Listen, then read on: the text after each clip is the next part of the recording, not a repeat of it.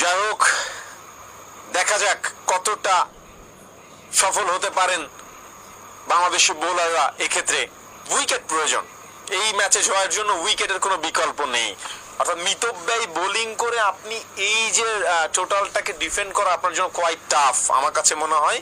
কারণ এখন পর্যন্ত উইকেটের আচরণ খুব একটা অস্বাভাবিক মনে হয়নি যে বোলাররা খুব একটা টার্ন পাচ্ছেন, ফাস্ট পেস বোলাররা খুব সুইং পাচ্ছেন, এরকম কিন্তু আনইউজুয়াল কোনো অ্যাক্টিভিটি আমরা এখন পর্যন্ত নোটিস করিনি।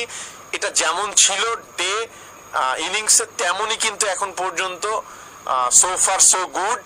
ব্যাটসম্যানদের জন্য খুব একটা টাফ মনে হচ্ছে না। পরের delivery dancing down the wicket, একটা পুল শট খেলেছেন, মিড অনে থাকা ফিল্ডার তিনি ফিল্ডিং করবেন, রান নেওয়ার সুযোগ নেই। একটা ডিরেক্ট থ্রো হয়েছিল, স্টাম্প ভাঙতে পারলে গুরবাজ তিনি হয়তোবা বিপদে পড়লেও পড়তে পারতেন। What ever.